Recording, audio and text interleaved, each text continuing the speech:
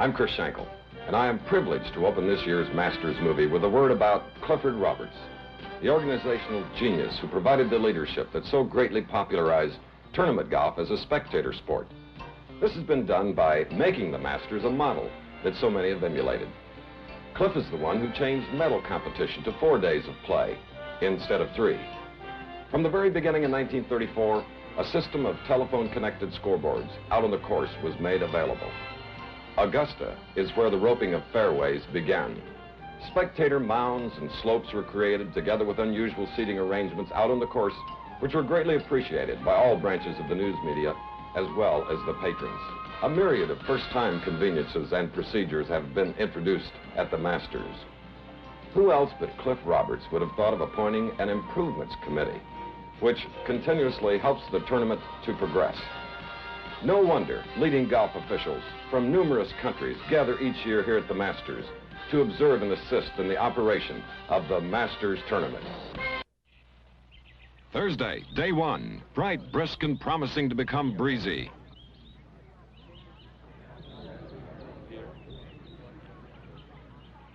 Johnny Miller, deep in a slump, but still a gallery favorite. 1976, Japan's Order of Merit leader, Takashi Murakami, is here for the second straight year. Andy Bean sure hits his weight. He's one of the many new young lions who've made this year's early golfing headlines look a lot different. Australian bantamweight David Graham is back in town with, he says, a bigger game. And he's definitely one of the stronger prospects among this year's 14 foreigners. As is customary in Augusta, the amateurs are paired with past Masters champions. 1976 National Amateur runner-up C. Parker Moore joins 5-time winner Jack Nicklaus and doesn't seem to be unnerved by it. That's straight up the middle. Here's another Masters institution. Believe it or not, this is Slammin' Sam's 38th Masters, the most anyone has played in. Mr. Snead will be 65 years old in 50 days, and that, incidentally, is just a routine little old par on the opening hole. Defending champion Ray Floyd says he's playing even better than when he won here by 8 strokes last year, and this shot would certainly seem to prove it. Here's a name for the future. Severiano Ballesteros says his military conscription is cutting into his golfing efforts, but this charismatic Spaniard has plenty of time. Said he won't be 20 until Masters Saturday. That was a birdie for him on 2, by the way. And here's a name for all time. Ladies and gentlemen, the chairman of the board. Arnold missed the cut last year, but it'll be a happier week for him and the Army this time with an even par 288 for the 4 rounds. This is his 23rd Masters. Here's first man off, Don January, playing his 3rd shot on 18.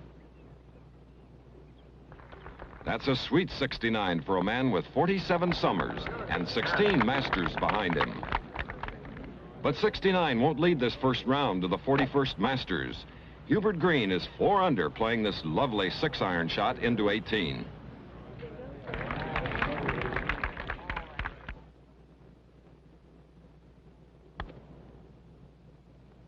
That's an impeccable 67 for Hubie, giving him a 2-shot lead over January and another talented Masters qualifier, Bill Kratzert. The scoring system devised for the Masters has been adopted by virtually every important golf tournament throughout the world. Red numerals indicate under par scores, green numerals even par, and over par scores. Day 2, and a beautiful Good Friday morning as Gary Player hits his second to number 2. Gary, looking for his 3rd Masters title, is 1 under par at this point. And that's exactly the sort of shot that has given this tenacious South African 107 tournament victories around the world in his 25-year career. This for an eagle. There have been 5 already today on this downwind par 5. Beautifully judged and beautifully played. Gary moves within 2 shots of the lead. And here is the early round leader, Hubert Green. Hubie's 4 under at this point, hitting to the par 3 12th. Bunkered behind the green, and a very frightening shot coming up. Gently, Hubie, gently. Ouch, that's just about the worst shot Hubie could have played from that position. What a wrench that must be. Green had 2 options here. He could have dropped and played from beyond Rays Creek, but elects the other option, to drop in the sand. Either way, the penalty's the same, 1 stroke. So he's playing 4. Bravely, Hubert holed from there, but that was still a very rough double bogey 5 for today's leader. With less wind, scoring generally today is even a shade better than on Thursday. If this Crenshaw putt goes in here at 13, Ben will lead the field by a shot at 5 under.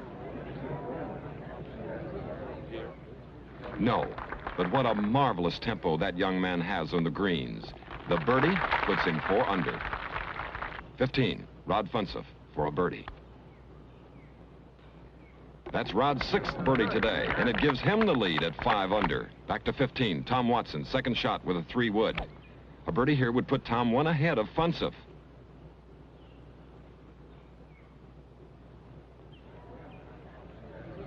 And that's a glorious shot, 20 feet away from an eagle. If Tom makes this, it would be only the second eagle 15 has given up so far this week. A little too hefty.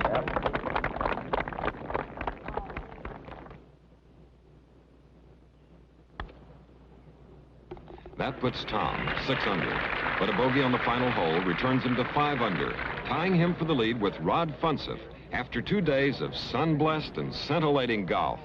25 players have equaled or bettered par. 29 are within 6 shots of the leaders, and all 50 who made the cut are within 10 shots at this halfway point. Easter Sunday, the last round, and another gorgeous day here in Georgia. Windless, cloudless, and just made for good scoring. Masters history favors experience over youth. Will this year break the pattern? Both leaders are in their mid-20s. Crenshaw's previously played in 5 Masters, Watson in 4. Nicklaus at 37 has played in 18. Nicklaus to the first green from the 9th fairway. He hooked his opening drive. Jack is playing with Crenshaw, immediately ahead of Watson and Massengale. This to go 4 under within 2 shots of the leaders. Oh, right. Jack has to have a fast start if he's going to make a real race of it. That opening birdie puts him 3 back of Ben and Tom, 2 behind Rick. Watson from right of the first fairway. Tom using a 3-iron here after hitting the trees from the tee. Not bad from that far out.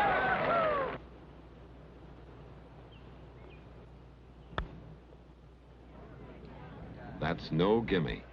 5 feet away at least.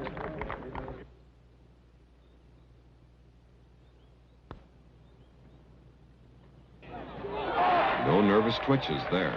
An opening par for Tom, and still 7 under. Nicklaus on 2, off a big drive. Jack says he likes to be a little nervous at times like this. Gets the adrenaline flowing. Oh, that's a good-looking shot to the safe side of the green.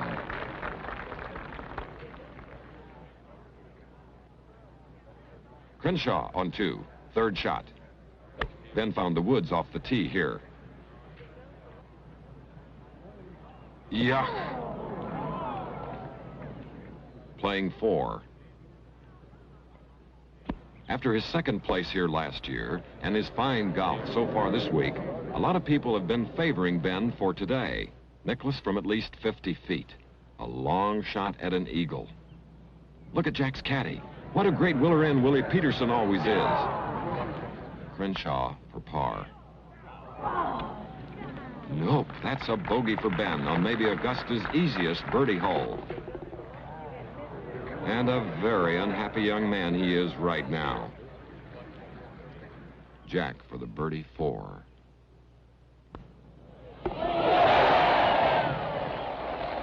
Birdie for the Bear. 5 under, and right in there. Crenshaw on 3, pitching wedge. Oh, that's certainly got the height you need on this shot. Oh, but it's a little too strong for these quickening greens. Here's a challenging little shot with today's pin position.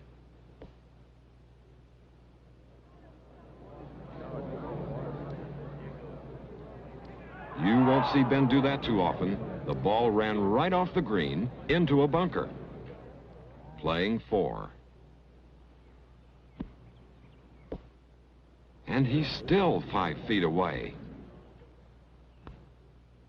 Well holed, but Ben's taking himself out of things very fast with this kind of golf. Massengale, 5th hole, 4-iron. Rick birdied the 3rd hole to share the lead with Watson at 7 under. Gorgeous, 12 feet.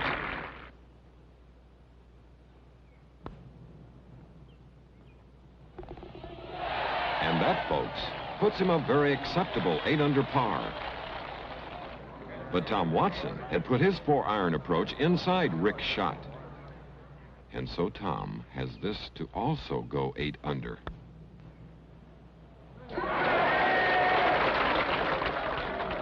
What a marvelous neck-and-neck golf these two fellows are playing. Both are now 2 ahead of Nicklaus, 3 ahead of Crenshaw, Kite, and Hale Irwin.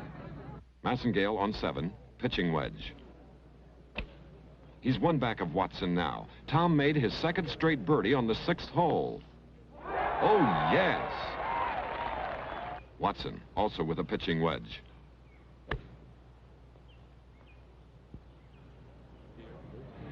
Unbelievable stuff.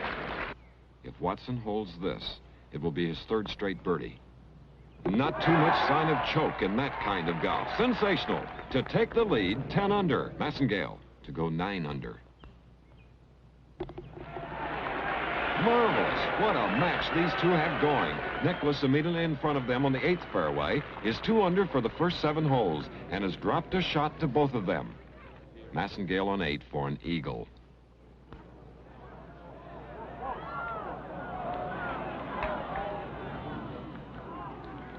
Watson for birdie.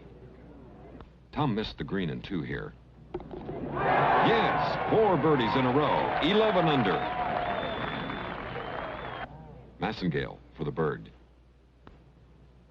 10 under. Nicklaus on the 10th hole. Jack also birdied 8. He was out in 33 and is 7 under here, but is still 3 behind Watson. That's a 4-iron shot. Not too shabby for an old pro. This to go 8 under.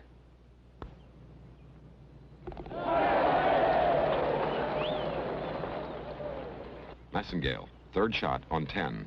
He was in the woods off the tee and bunkered from there.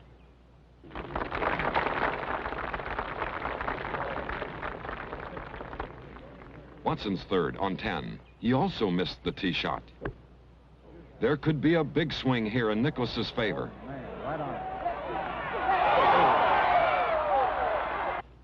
Massengale for par.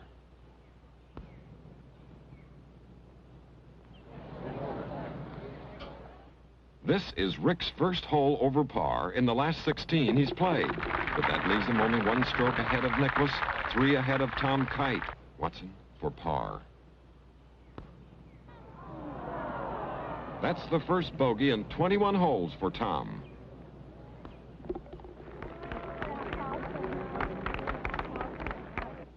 Watson on 11. He's right of the green here, and there's a bug on his ball. Tom's just watched Nicklaus smooth an 8-iron 12 feet away on 12. Jack to go 9 under. Watson still watching.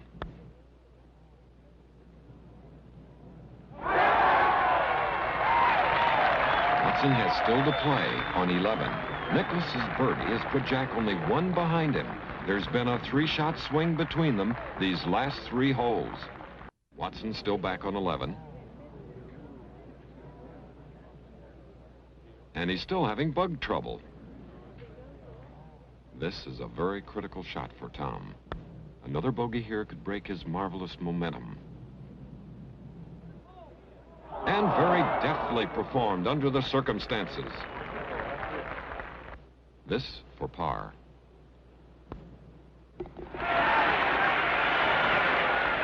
Nicklaus on 13, 3-iron, off a perfect 3-wood tee shot. In this mood, there's an almost frightening aura of invincibility about this man.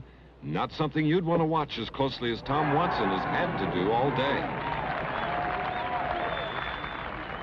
2 putts from here would tie Jack for the lead. Come on. Come on. Come on.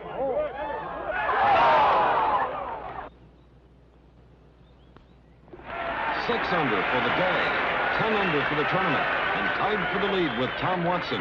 Jack's had 6 birdies and no bogeys today. Watson, 4 birds and 1 bogey. That's about as close to flawless golf as you'll ever see. Watson on 13, 2 iron. Nicklaus's charge must be exerting the most enormous pressure on this young fellow. But he's coming right back at the bear every single time Jack's made a thrust. And what thrusts he's made. That's a very intelligent shot with today's pin position. This shot in straight towards the water and just flat perfect. This for the lead again.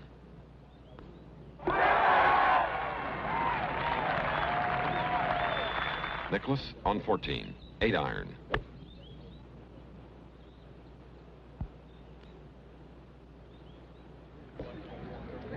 Phenomenal stuff.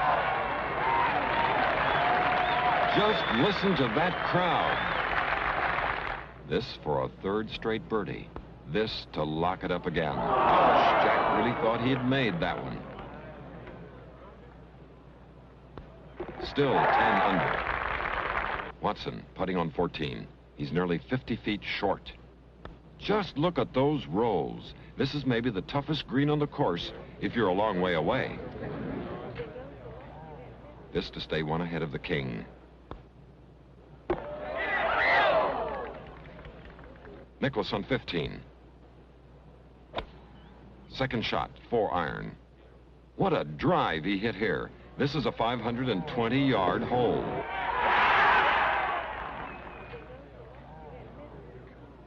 It's got to be up, but not too much up with the water.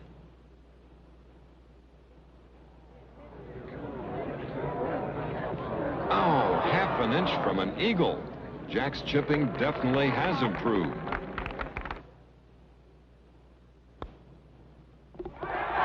His 7th birdie today to go 11 under for the tournament.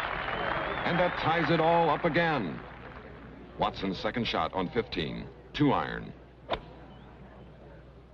Tom saw Jack's bird, so he knows, as he has all day, exactly what he has to do. Oh, that's a magnificent shot. Under the pressure Tom must be feeling now. Let's hope we never hear any more about this man choking.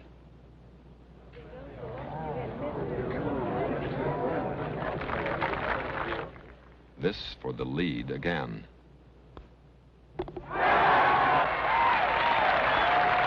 Nicklaus on 16, 5 iron.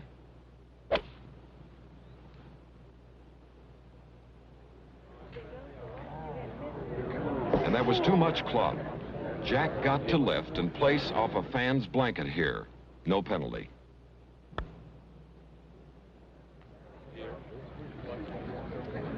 Good weight, but he's got the line a little askew. This for a par, and it's a must.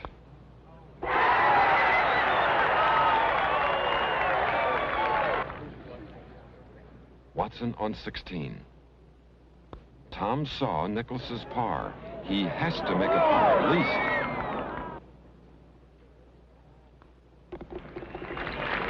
Nicklaus at 17. What a pair of thoroughbreds these two are. Still tied at 11 under. 1 hole to go for Jack, 2 for Tom. Watson at 17. Tom hit a gorgeous 9 iron in here. There's quite a big right to left break on this putt. Hallelujah! What a tremendous putt that was under this kind of pressure. Tom Watson, 27 years old, of Kansas City, Missouri. 1 up and 1 to play. Nicklaus on 18. Jack has a 6 iron in his hand, but he hears the roar for Watson's birdie on 17. Has he changed his strategy? He knows this could be a do-or-die shot. No. Had to try to get the ball close. Had to try to finesse the shot. Watson, 18th tee.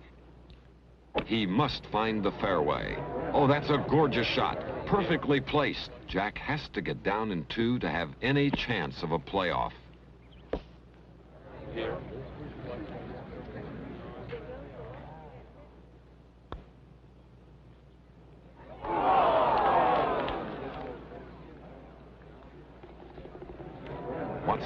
Second shot, 18th.